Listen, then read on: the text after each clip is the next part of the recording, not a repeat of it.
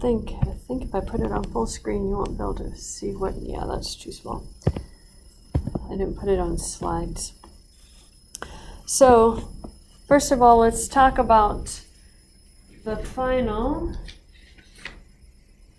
There's approximately 20 questions. It was 20 or 21, and I don't remember for sure. So we're going with 20. It's very similar to this review. I was going to have you do the review that I have up on WebAssign, but the questions are worded differently. So I want you to be comfortable with the way that the questions are worded. So it's very similar to this review. In fact, what I do is I just take questions out of this review and change the numbers on it. So if you can do this review, you can do the final exam. There's nothing different on it. On this review, skip number 27. We skipped that in the section 6.4. We didn't go over that work part. I skipped that. And then the extra credit for the final.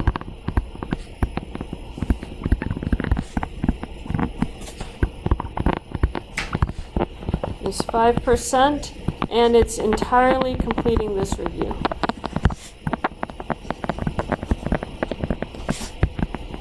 Don't leave anything blank.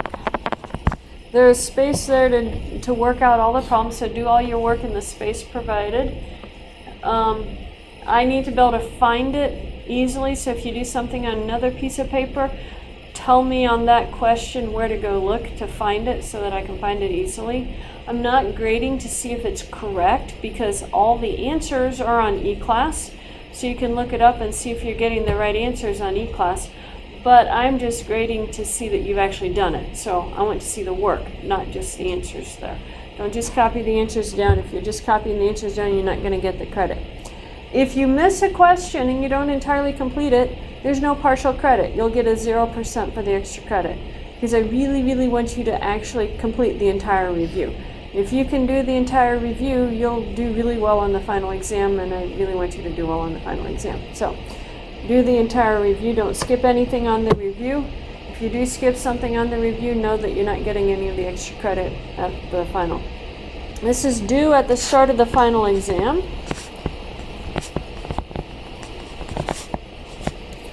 It's really illegible.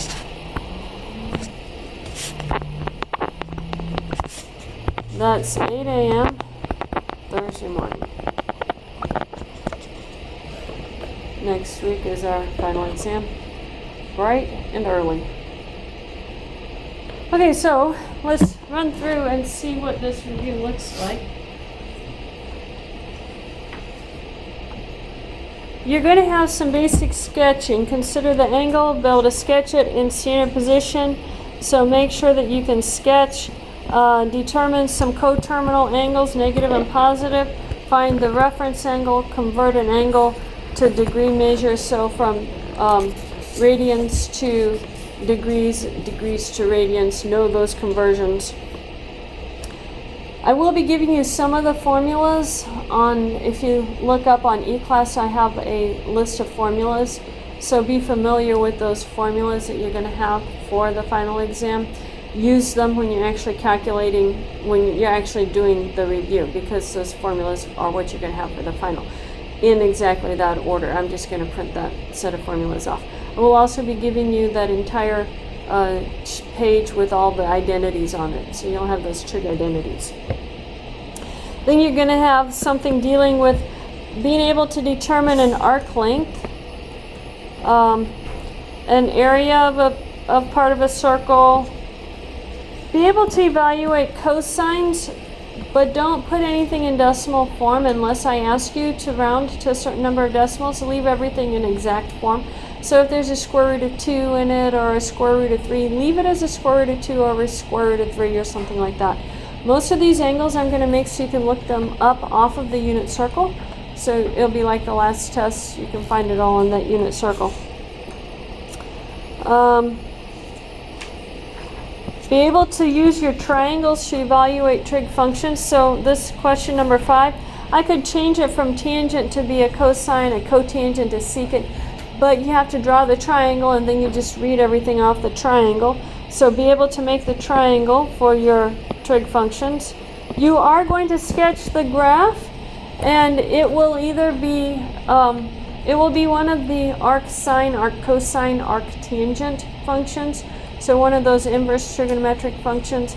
The basic trigonometric functions, I think we have a pretty good grasp on. So those ones I'm not looking forward on the graphs as much as being able to do the inverse sine, inverse cosine, inverse tangent. You need those inverse functions in calculus.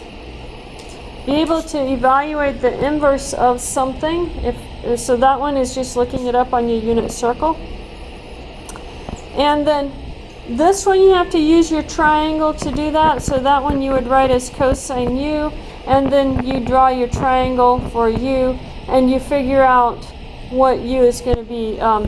You have tangent u is equal to 4 over 5, and then you evaluate that. So that would be here again using the triangles. That's a very important technique. You need that in calculus too. Skip down too far. Difference is at the bottom of the page. So those are identities. This one is being able to recognize if you have the difference of angles. Use your sum and difference formulas to evaluate your sine of 285. So here again, sum and difference formulas using the identities. Number 13 was one I meant to delete, and I didn't get it all deleted. Find all solutions at interval 0 to 2 pi. That one was supposed to go away. I took away the function that was there. So cross off number 13. Number 14 is another identities. Can you apply your identities formula? Number 15 is just using your sum and difference formulas to be able to write this as a product. Here again, you just expand each of these and then simplify it. Went too far. This is your double angle formulas. Expand your double angle formulas. All of these are the identities. That was the chapter 5. Verify the identities. Solve the equation. So you're looking for sine 2x equals to 1/2, and then 2x equals, and then solve that for x equals. So that's the process you go through, solving the equation. So you have that on there. Be able to do 7 is skipping because I didn't talk about work. It's actually not hard, but we just ran out of time, so we didn't cover it. And then the complex form of trig numbers. So write them in complex form, write it in standard form. Use de Moivre's theorem to do a complex number to a power, and then find all fourth roots of 1. And I tell you what 1 is in complex form. So that is what your review looks like. Your test looks very similar. As I said, it's got approximately 20 questions on there. Considering that we have 2 that we're missing, there's 29 here. There was a lot dealing with solving for the triangles. You're only going to have a couple of those on the final. So most of the rest of it is going to be on the final, but I'm going to decrease the number of ones that you're solving. Find tangent to theta if sine theta is equal to something. Those ones. You're only going to have a couple of those, not quite so many as you have on the review. If you can entirely do the review, you should do fine on the final. There's going to be nothing on the final exam that you will not have seen on this review. I'm very specific about telling you exactly what's going to be on tests. So you can do the review, you can do the final. Any questions? Okay. Just remember to entirely complete that review, and check your answers on eClass. They're all up on eClass. Let me know if I've made a mistake. I made some changes, obviously had some mistakes on this one, so if I've missed something on that and you think that I made a mistake, I very easily could have, just shoot me an email and I'll double check things for you. I want to get that correct. We are done for today. I will see you bright and early Thursday morning.